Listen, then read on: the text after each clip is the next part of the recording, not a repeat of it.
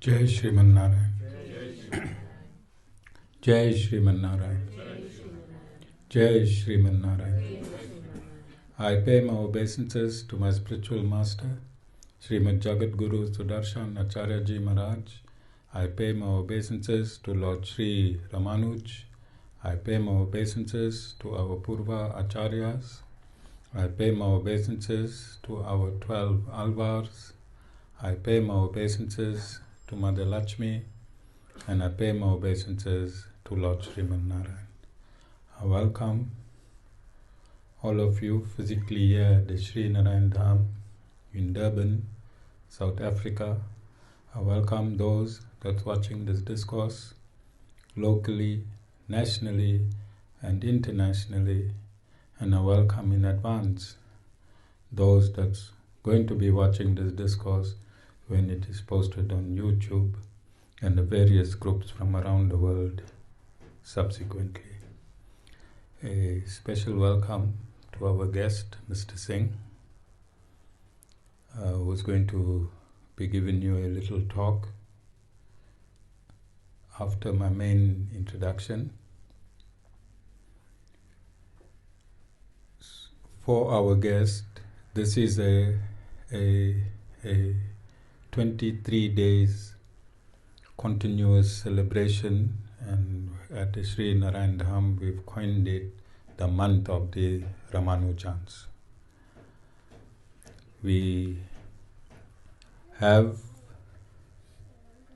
a disciplic succession starting from the Guru on my left, Lord Ramanuj, who appeared on this earth 1006 years ago, and we calculate, but not accurately, his birthday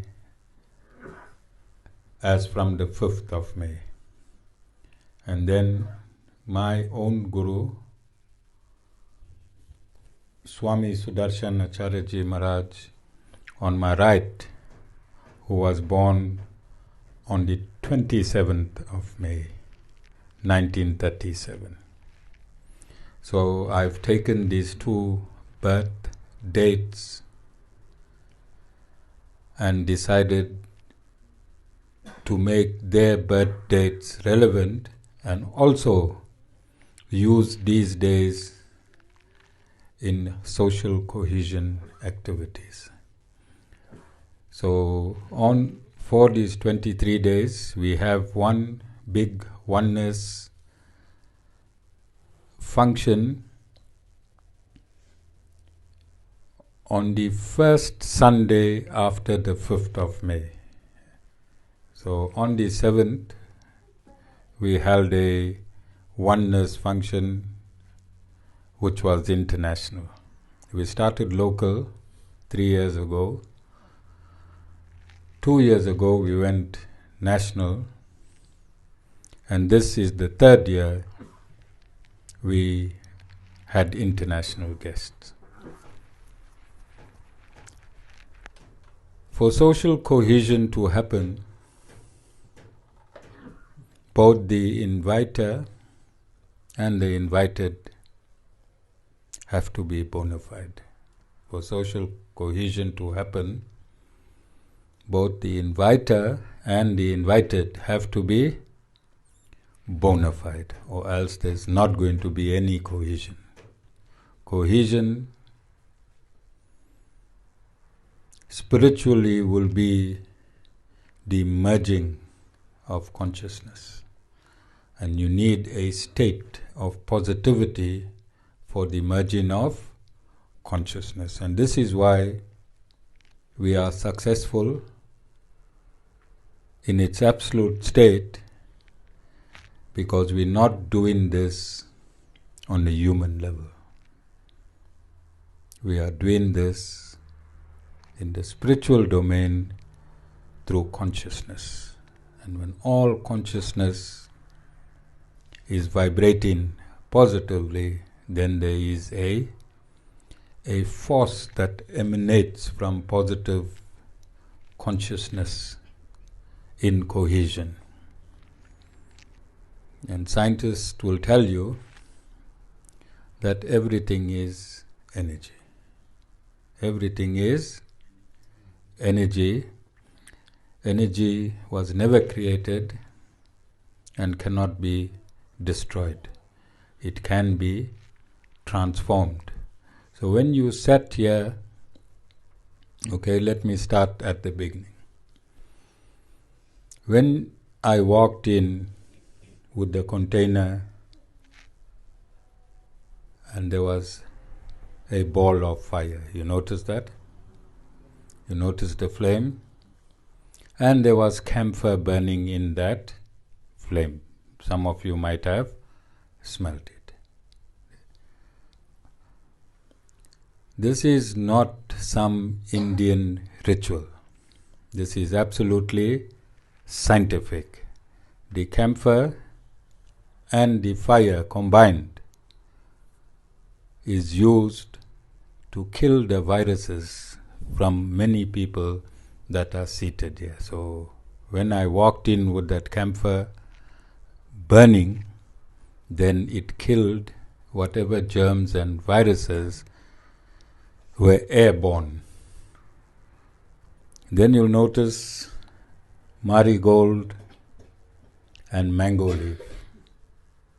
It is not some Indian tradition. It is absolutely scientific. If you research, you'll find out that mango leaves continues to give off oxygen even after 3 or 4 days.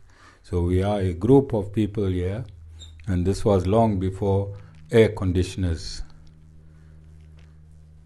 came into being. So when you sit with a group of people, you need to oxygenate the hall, and that is the responsibility of the mango leaves. The mango leaves gives off oxygen. Then you'll see the marigold. So we all, no matter how we can disguise with deodorants, we all give off body odor, don't we? And then that marigold is the detergent. It has properties that becomes the detergent in the, deodorant in the atmosphere. So this is Sanatan Dharma. This is Sanatan Dharma, absolute science. Absolute science. There is no such thing in reality as Hinduism. That terminology must be thrown away. There is no such thing as Hinduism. 1400 years ago, Muslims living on the side of the Sindhu River identified people across the river and called them Hindus because they could not pronounce the S. And Islam is only 1,400 years old. Sanatan Dharma today, as of today, is 155 trillion years. What I am teaching you is 155 trillion years. One cycle of creation is 311 trillion 40 billion years. One cycle of creation. And within this cycle of creation, there are devastation, interim devastation that lasts 4.320 billion years. And it takes another 4.320 billion years for creation to take place again. That's not the main creation. That is creation within creation. Somewhere scientists have got the figures right. They talk in 4 billion years. They talk in 4 billion years. We saying this because we have the manual. We have the Sanatan Dharma has the manual of the universe. Has the, and for any creation, if you create this phone, whoever bought this phone, this blue phone is mine. It came in a box and it came with a manual with that phone. So everything that has created has to have a manual. Sanatan Dharma is that manual. Sanatan Dharma is not a religion, because this phone can be used by a Muslim, this phone can be used by a Christian, this phone can be used by any religious grouping. It belongs to all. In whosever hand it is, it can be used there. And this information that I'm giving you belongs to all. It's not a religious information. You can take this camphor, put it in a fire and walk in a church. It will kill the germs in the atmosphere. You can take the same camphor and walk in a mosque. It will kill the germs in the atmosphere in the mosque, and similarly in a synagogue. So it does not belong to me. It belongs to the universe and the creator of the universe. My job is just to inform you. So this perception and misconception of being called a Hindu, then a name given Hinduism, is false. It does not exist. We need to get rid of this. And also Indian. We need to get rid of this Indian. It is the colonizers. It is the colonizers that called people that lived today called India. The right name is Bharat. The right name is Bharat. So our guest and myself, and the reason I have these, I introduce and I invite guests from various communities. Today you from the scientific community, you're an anthropologist. So we want to reach the same result. We want to reach the same result. We are both, before I became a guru, my surname was Singh, so we belong to the same surname. And I gave a discourse a few months ago. I come from the military, and I used to have anger at the tip of my nose, and my hands and legs were very, very active. Very active.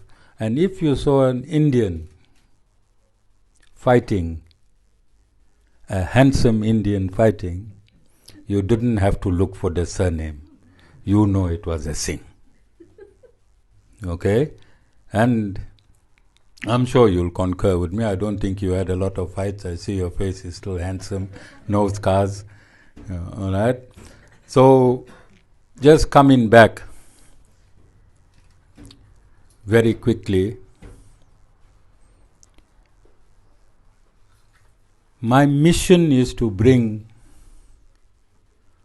humanity together. That's my mission. My mission is to bring humanity together, and science is part of humanity. And there is that animosity between science and spirituality. There is that divide between science and spirituality, and I've made endeavors to teach spirituality to students in university that's studying physical science, chemistry, and I think maybe next year I'll be free, and universities have accepted 2 professors have accepted my invitation, and I might start because I want spiritual science and material science to meet. I want spiritual science and material science to meet and not to contradict. It is misconceptions and perceptions that's contradicting material science and spiritual science. Also, at a commonsensical level, the creator has to be the absolute scientist. The creator has to be the absolute scientist, for everything emanates from the creator himself or herself. So you would have heard us singing using the name Narayan. Narayan. You heard a lot of Narayan? Yes. So the meaning of Narayan is not a name. It is a scientific meaning.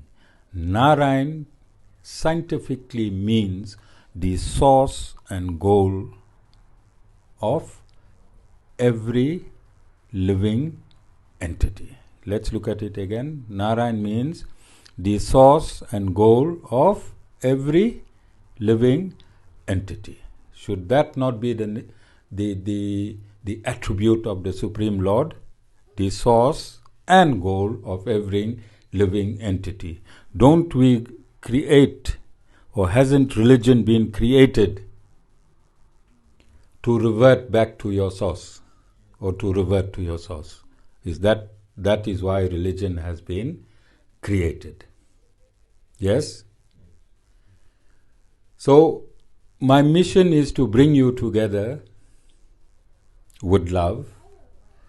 So on Sunday, I brought everybody, the entire community together, cross-section of everyone in relation to everyone. Then we use these days where you can express yourself to such an extent that it will make cohesion even more simpler. So this is, I do not know Mr. Singh personally. I do not know him personally. He came in through the system.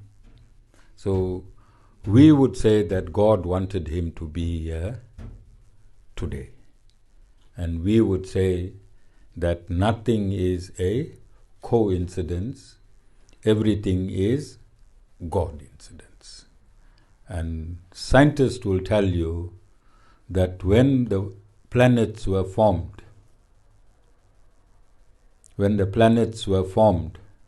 and all the heavenly bodies and the stars came into existence, if there was 1 millisecond delay,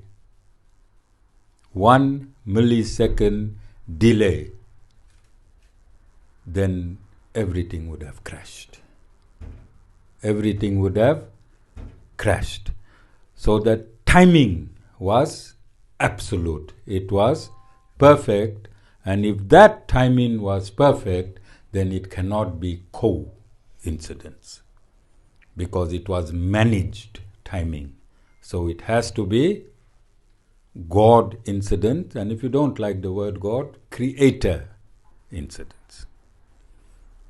So just to conclude, Bhai,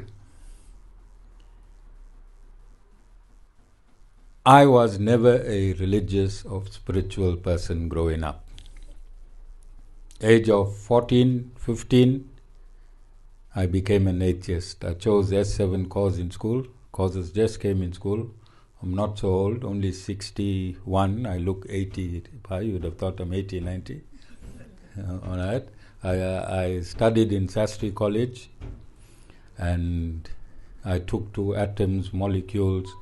I chose a scientific course in school, and I rejected religion and God because it was very confusing to me. Science made more sense, and I became scientific and subsequently I became an atheist. I lived many years, I think over 20 years of my life as an atheist, and in total contradiction I'm seated here today, begging you to believe in the Supreme Lord. But that journey into atheism gives me credentials today to sit here, because I viewed everything from one extreme, and today I'm in another extreme. I had no problem with humanity. I was a humanitarian throughout my life. I only had a problem with God until He presented Himself to me. I left a multi-million rand business to be a guru without giving it a second thought. And look, in 2013, when I took this mission, had I not left that multi-million rand business, today we wouldn't be seated here. Today we wouldn't be seated here. So I can always sacrifice those millions to have this day with you, to have this hour with you. Remember, this discourse is international, and today, if one person from around the world can understand both myself and Mr. Singh and put that understanding together, then I have made a difference. I have made a difference. I'm only looking for one to completely understand my mission and social cohesion. So I want to thank you, and I think Hemita is going to position you for her cameras.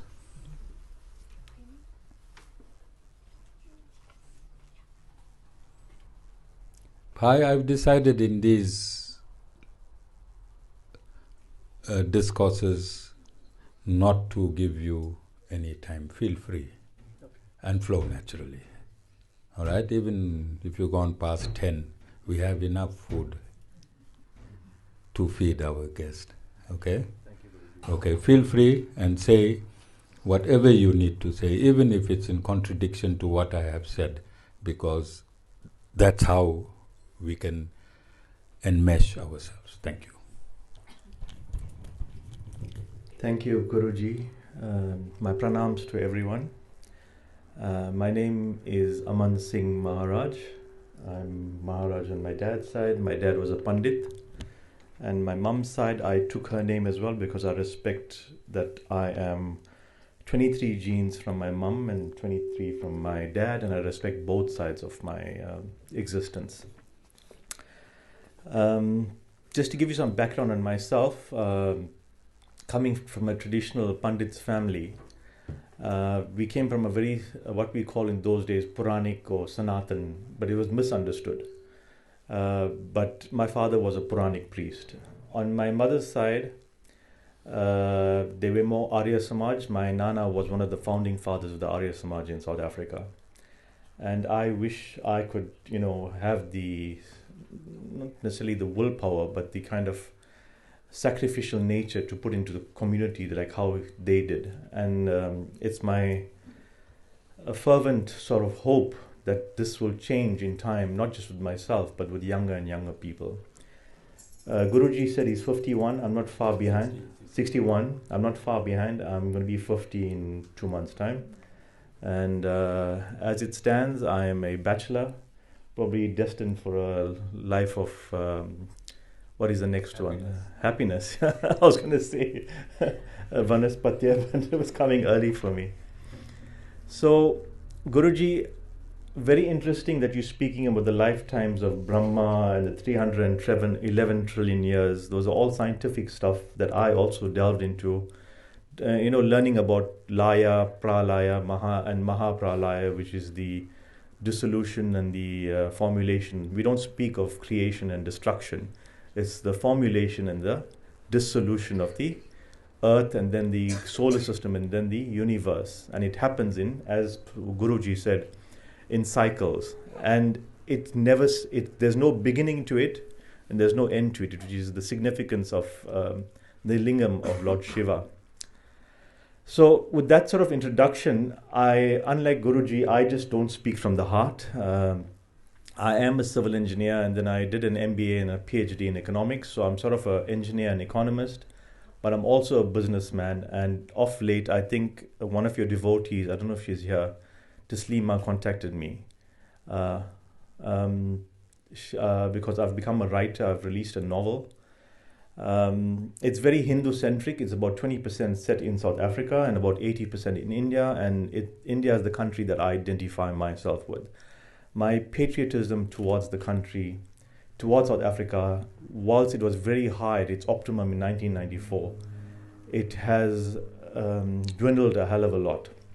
And I'll explain that a little bit more. But before I begin talking from or reading from what I've written, I want to seek your indulgence, and I humbly ask for your forgiveness. I'm not trying to contradict you. I don't think I'm contradicting you. I'm just giving my own thoughts on things. And in saying what I have to say, maybe it's not what you want to hear, but it is what it is, and I cannot be anything but true to my own tongue and to my own heart. But don't take what I say as gospel. At the end of the day, we all have been given the faculties to think and to, unlike the animals, we have a higher level of intelligence. And we need to take this into our head and, figure it out. Is it the truth, or is it just my interpretation of the truth? And they say there's only one truth in the world, or one truth in the universe. The rest are all perceptions. And mine is probably just a perception based on my experiences. So, good evening, honored guests, revered Swamiji or Guruji, and dear devotees. As I've said, I'm not a person who speaks from the heart. I need to think about what I'm going to speak about, and I prepare that in advance. So I spent about an hour or so preparing something about what I thought I would want to talk about. I was first contacted by Yatin Bhai, I don't know if he's around. To possibly speak about hope for our country. Now, my initial reaction was I wanted to avoid this, because I have some very strong views to the contrary, which I made clear. I think Yatin Bhai then took it to Guruji, who gave me the sort of gate to come in and speak my truth, whether it is palatable or not.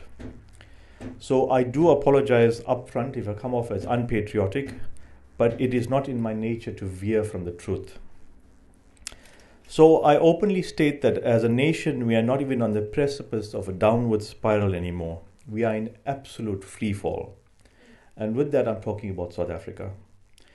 With a complete lack of accountability from our government, we are racing towards a brick wall without a safety belt.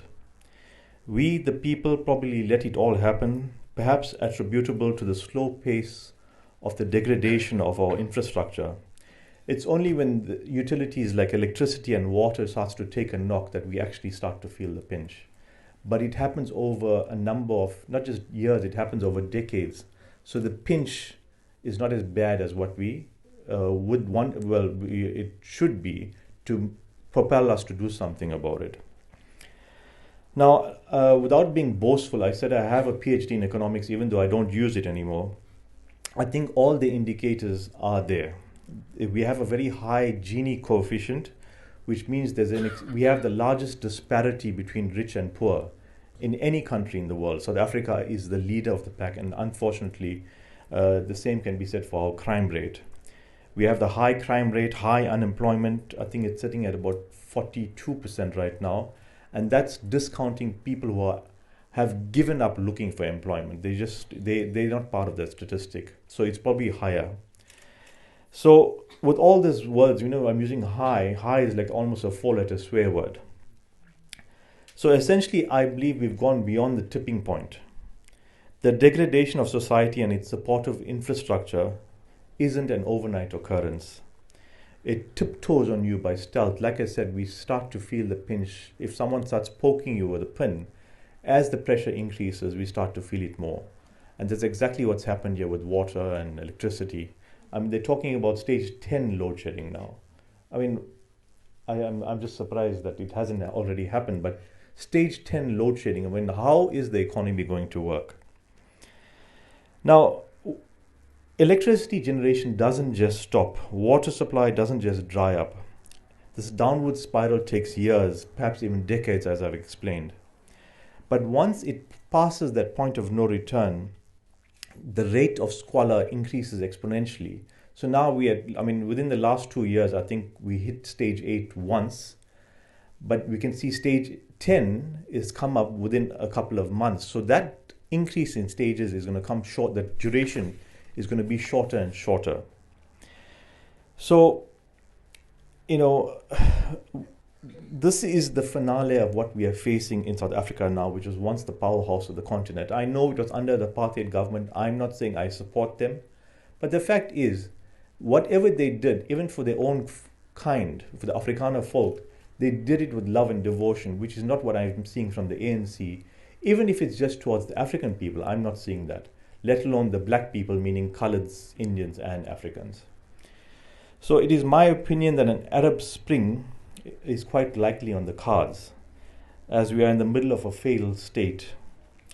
So anyone who says otherwise has to be benefiting from government in terms of tenders in one way or another, or is involved in some BE, black economic empowerment, or he's becoming rich based purely on the color of his skin. And there's a lot of examples in Durban. I'm not just saying African people. There are a lot of Indian people in Durban who have benefited from black economic empowerment and have taken from the country more than they have given back. I can't name names, I don't want to be targeted, but you guys can apply your minds. So, what have these people done? Have they really built economies? Take these, people speak about casinos. I used to work for the city of Durban once. I was the head of economic development. A casino may create jobs, but think about all the other money that it takes from the poor people and feeds it towards the person who owns the casino. The overall effect of a casino is that it destroys, I'm not just talking about morals, I'm saying it destroys the financial fabric of poor people. So when people speak about casinos building, this is not Monte Carlo, this is Durban, South Africa. We don't have the tourists that will come here from international who's going to go and gamble in the casino. It's old Indian aunties who are gambling there. You guys must have been there. I've been in there and I've seen who's gambling. So, look, the ANC government came in with a greater challenge than the National Party. The National Party was focused on giving first world infrastructure to a white minority. I think they were about 20% prior to 1994. The ANC had to bridge that gap for 80% of the population, which is a huge challenge if you think about it. But instead of rising to the occasion, corruption has instead plagued the party.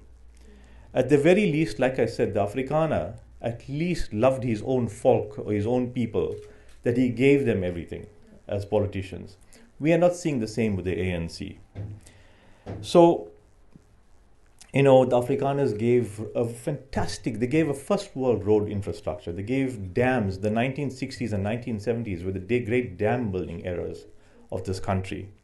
Energy, at one stage, Eskom provided the cheapest power in the world. And now we're sitting at stage 10, 30 years later. Our ports, our logistics, look at Durban Port, it's still the busiest harbor in Africa. But that's only because of what happened in previous decades, and it's still rolling on that momentum. It's not because the ANC has done it. They have not created the building blocks. So despite the rotten system that apartheid represented, we have to accept that even whilst facing sanctions from the rest of the world, the apartheid government at that time placed competent people to run utilities.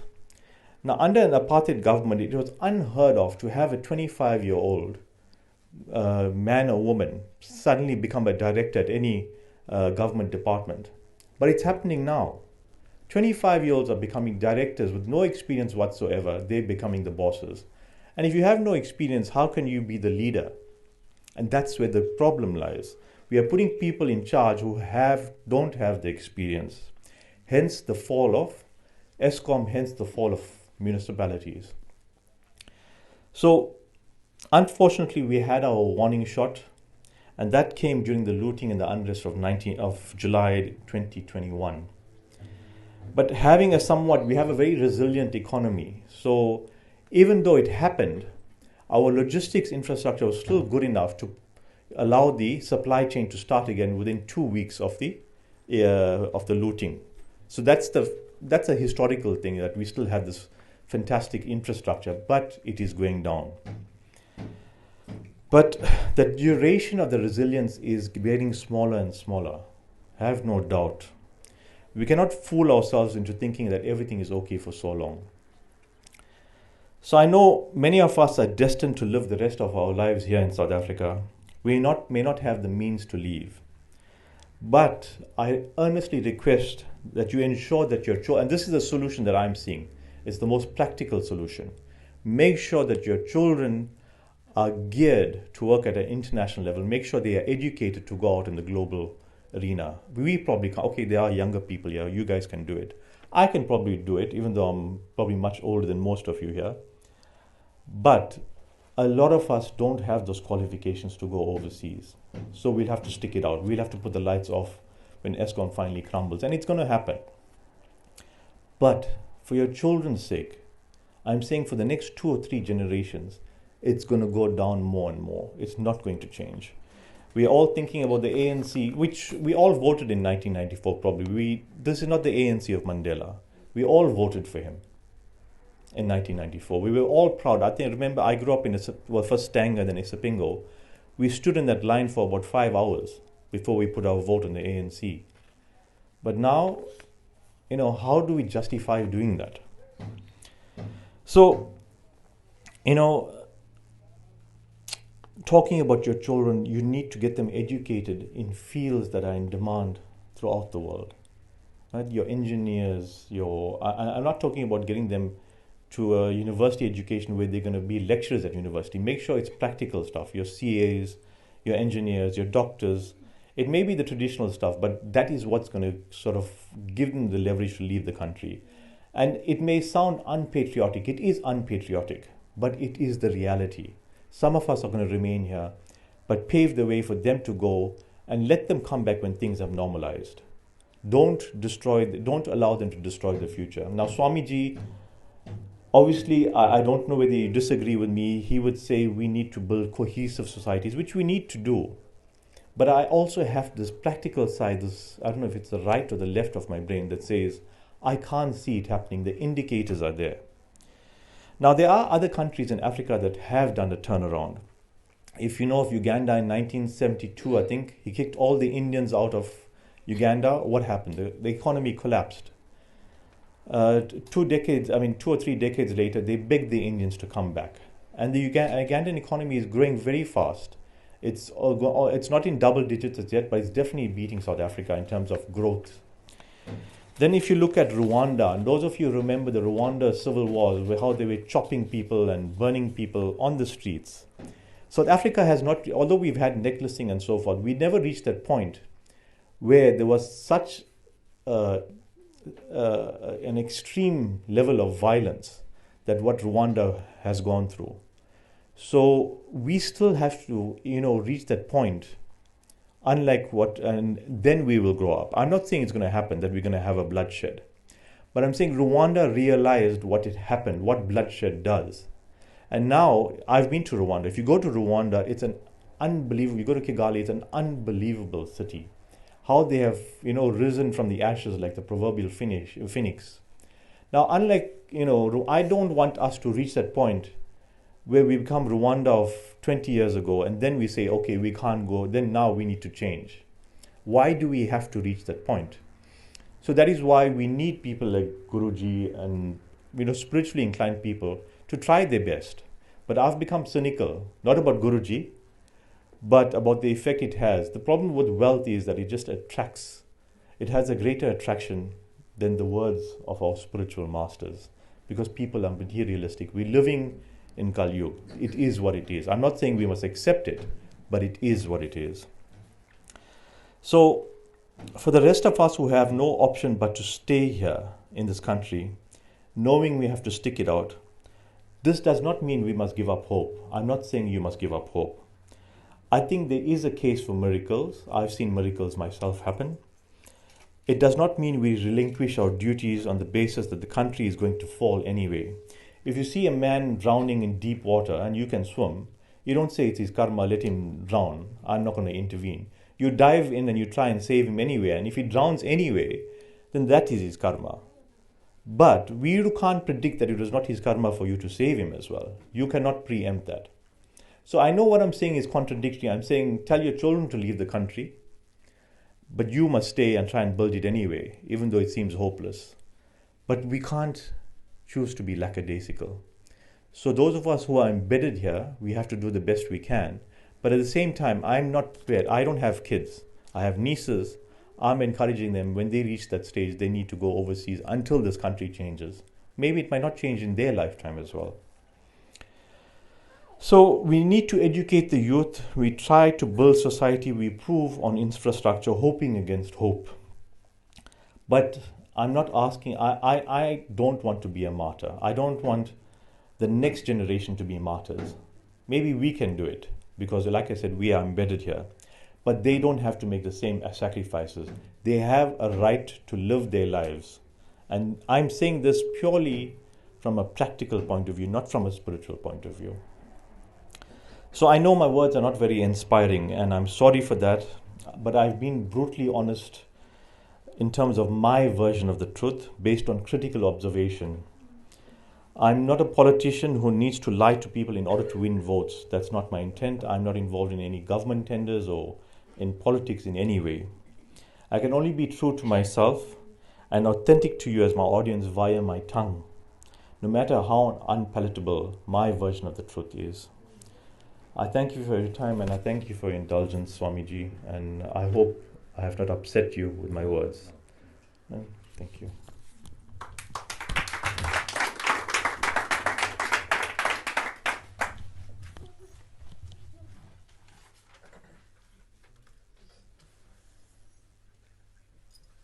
Just a background before Mr. Maharaj Singh. I think that's a conflict that's going on in him because Singhs and Maharajas never got along, and he's inside himself. He's trying to get that right. All right. So initially he was reluctant to take this invitation because he felt that it would be contradictory to my oneness. And I impressed upon Vishwadhar Yatin to impel Mr. Singh to come to the ashram because this is oneness. This is social cohesion. Social cohesion is not when everyone is in agreement. Social cohesion is would love, accepting another person's view. That is social cohesion. So, we love you, Mr. Singh. I think you was brave to come to the ashram and say what you wanted to say.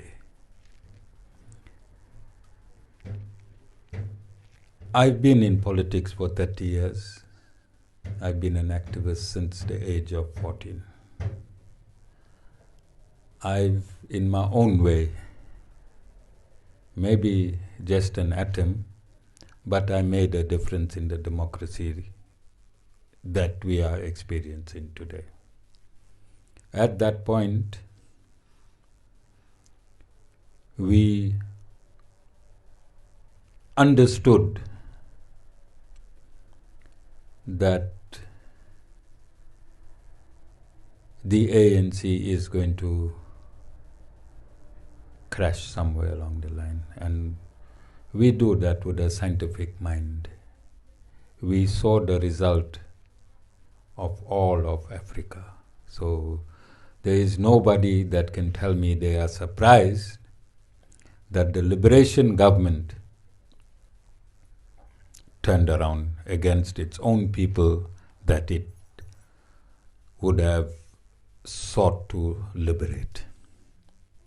Okay, and it has happened. We have seen it, we understood it. And 30 years, I think God is assisting us that they crashed earlier. Because in India, the story was the same. The story was exactly the same or even worse. We always think black people are looters. Don't we? Because we live in South Africa. Every race is a looter. Every race is a rioter.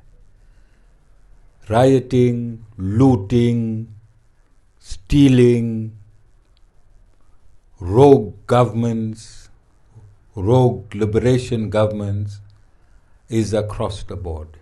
Is across the board. In France, we've noticed there were looters.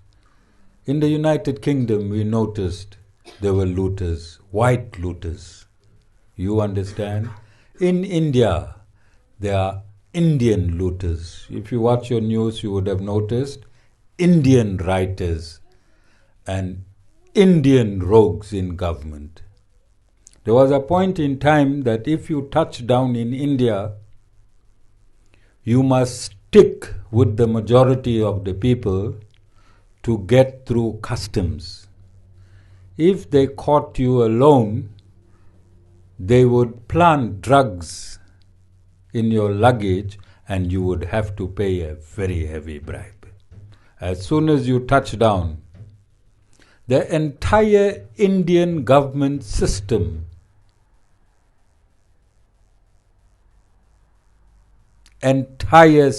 was corrupt. There was no person you could report the Indian corruption to. Police would take bribes as if it was a natural thing to do in broad daylight. And I see our policemen are doing the same. But they take you in the back, or they'll ask you to slip some money in their books. At least our South African policemen have some dignity in bribery. Indians were taking it in front of everyone else. You understand? So I want to bring this to the fore. And I want to say that this load shedding also occurs in India at the same rate or even a greater rate. Stealing from light poles also happens in India. Yeah, it's done more decently. In India, you can see naked wires running from street to street. So this is a global thing. The American president is a rogue. He's a demon. All the American presidents have been demons. They've been stealing countries. United Kingdom, France, all of them, thieves and rogues. At least the ANC just stole a few cents from their own country. You know? Nevertheless, they're rogues. But schoolboy rogues. Compared to the real rogues of this world. America is trying to steal Ukraine at the moment. Okay? They didn't back Ukraine because they loved that comedian. They backed Ukraine so that they could steal its oil. You understand? So, we have to always look at any subject in its totality. So, at my function, I had a national parliamentarian on Sunday, seated in a king's chair. I had 4 king's chair, and I made him sit in a king's chair. This is called social cohesion and oneness. When the gravy train is en route, you impelled to put your teaspoon in and take a small taste. But Mr. Singh, you can go any part of the world, the story is going to be the same. We are in the 5,000 year in Kali Yuga. Real people will be relinquishing presidential posts, and fake people will be getting more followers. Are you seeing it? Donald Trump, Cyril Ramaphosa. Brothers, all right, running countries with our money. You understand? So, Mr. Singh, look, you opened a can of worms. Your contribution has been positive, otherwise the Guru would have had no reason to not to rebut, but to enhance on what you have stated. Then again, I want to bring India back, not because I'm Indian. As I said, I don't even like that terminology, Indian. It's a colonized name. We need to revert back to Bharat. There is a Prime Minister. In 9 years, he cleaned up an entire government. Before 9 years, in his first 4 years, he cleaned up an entire government.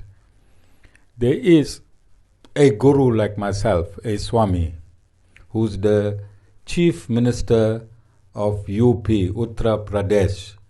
That was like our KZN, hitmen, gangsterism. These gangsters ruled the state. Today that is the cleanest state. It's run by a Swami. It is the cleanest state in India. The Prime Minister Narendra Modi is a disciple of a guru from the Ramakrishna Center. He wanted to surrender totally to the ashram, and he was advised to get into politics and save the country. Today, he is the most powerful Prime Minister in the world. When he speaks, the world listens. When Narendra Modi speaks, the world listens. So what is the cure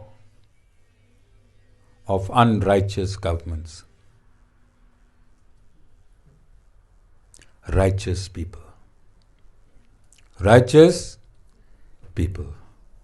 And this is why I got involved in politics actively again, Mr. Singh. And I went to Soweto and I launched Build One South Africa with Musi Memani. I sit on his provincial executive as a religious and spiritual coordinator. So that gives me freedom to interact with everyone else. And 2024, the change is going to happen. 2029, Musi Memani will be president of this country. He's a preacher, he's a pastor. I think our sister worked very closely with him. You can tell me if I'm saying anything that is not right. He can take this country forward. This entire world is run by about 100 handlers. This whole world is run by 100 handlers.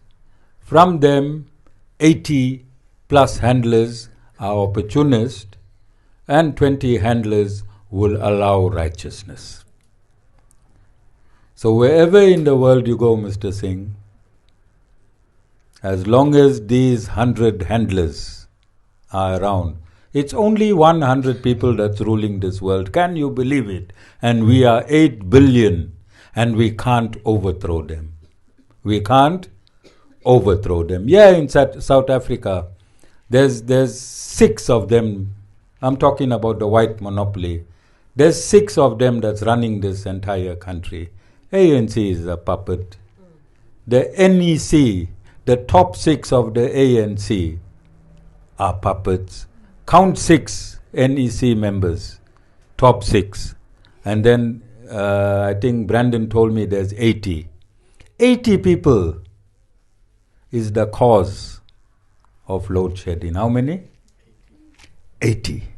And this country has 59 million people. Why can't we overthrow these 80 rogues and idiots? What? 80 from 59. Say there's 20 million adults. Can't we just walk to Parliament or Lutuli House, catch all these people by the collars and give them, Mr. Singh, what I call when I was in the military? I was a policeman. I was trained in the military for 10 years. Kan patis. Just 2 sounders on each ear. Sister, kan pati means a tight smack where it echoes in your eardrum and you lose focus. I don't know, Mr. Singh is smiling. It should be copyrighted as Singh slaps. Kan patis. Just 2 each. Can you see how easy toppling this government is? It's very simple. It's just that we don't want to cohese. We don't want to stand united. Because load shedding affects the blacks, affects the Indians, and affects the coloreds and the whites equally. And I stated in my speech, forget ideologies. Look at the pothole. If there is a pothole on the road, you're a EFF, you're a ANC, you're a DA, you Bossa, Build One South Africa, you need to fix that pothole. Your ideology cannot fix that pothole. You need tar, you need blue stones, you need a roller, and you need to fix that pothole. Your ANC ideology, your DA ideology, your EFF ideology got nothing to do with the pothole. In this country, ideology got nothing to do with anything that's happening. You keep your ideology for recruiting members in your organization. But when you get into government, then each and every person should be responsible for his department. So there is hope, Mr. Singh. I hope you stick around. I hope we can meet again. All those that I invited, whom I invite, I told them on Sunday again, this is not a window dressing. This is love. I'm giving you love.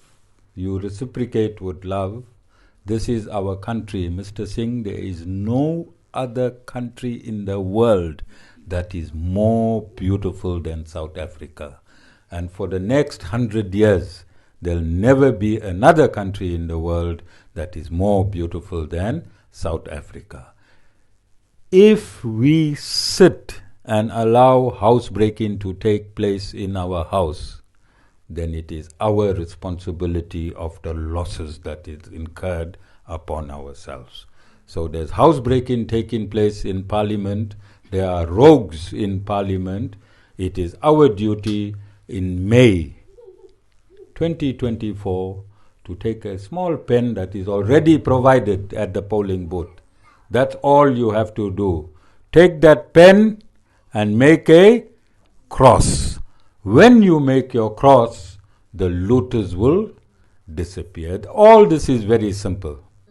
Everything now is simple. In the apartheid days, it was hard. if I gave this speech, I would have been in Robben Island for 54 years. Double Mandela's life sentence. I would have been sentenced for 54 years for giving this speech. You understand? Now, in this democracy, I can give this speech. I can tell South Africans, go to Lutuli House, catch these top 6, shake them by the collars and give them 2 kanpati each, and nothing will happen to me. You understand? So let's do this. God has opened our way. The Creator Lord, our Creator God, has opened our way. All we have to do is hold hands, forget race, forget religion. Forget race, forget religion. Hold our hands and make a difference in 2024. I want to thank all of you for attending. You're going to observe a ritual that we do when we close. It's going to be very quick. It will take 3 minutes. And after that, I'd like my guests to stick around and have something to eat. Mataji, who is my wife, started cooking very early in the morning. And I don't think she'll be happy if you do not have something to eat before you leave. Once again, I want to thank you. I want this relationship to continue. God brought you here to listen to this message. She's supposed to come next week Tuesday. She's our guest for next week Tuesday. She came 1 week early. Thank you for that. I'm going to ask people to vote for your political party because you're going to be doing things for this country before we even need and request it. Thank you very much. Jai Shriman Narayan.